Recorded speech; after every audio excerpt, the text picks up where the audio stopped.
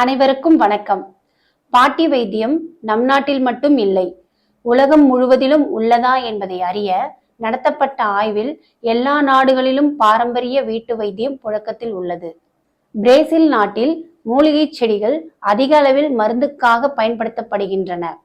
பருவ காலங்களில் குழந்தைகளுக்கு இருமல், உடல்வலி, காய்ச்சல் ஏற்பட்டால் மாசெல்லா என்ற மூலிகை செடியின் சாறில் தேநீர் தயாரித்து முட்டை, மஞ்சள் கரு, சர்க்கரை கலவையை சேர்த்து கொடுக்கின்றனர். உடனடியாக இருமல் கட்டுக்குள் வந்துவிடுவதாக ஆய்வுகள் கூறுகின்றன.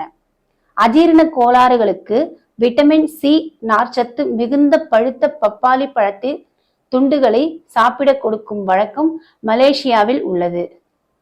குடற்புழுக்களால் பாதிக்கப்பட்ட குழந்தைகளுக்கு பப்பாளி விதைகளை பக்குவப்படுத்தி சாப்பிட தருவதால் எந்த பக்க விளைவுகளும் இல்லாமல் பிரச்சனை சரியாக வருவதாக ஆராய்ச்சியாளர்கள் உறுதி செய்கின்றனர். பூண்டு பற்களை லேசாக சுட்டு இடித்து நாள்பட்ட கருத்த தடித்த தோலில் உள்ள தழும்பு மீது தடவினால் 3 வாரங்களில் தோலில் பழைய நிறத்திற்கு வந்துவிடும் என்பது போர்ச்சுகல் நாட்டு வைத்தியம். ஆர்னிகா எனப்படும் மலை புகையிலையிலிருந்து எடுக்கப்படும் சாறை மெக்சிகோவில் உடற்காயங்களுக்கு தடவுகின்றனர்.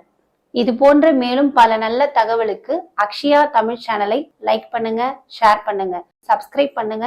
பக்கத்துல உள்ள பெல் பட்டனையும் மறக்காம கிளிக் பண்ணுங்க. அப்பதான் நாங்க போடுற வீடியோஸ் உங்களுக்கு உடனுக்குடன் நோட்டிபிகேஷனா வரும். நன்றி, வணக்கம்.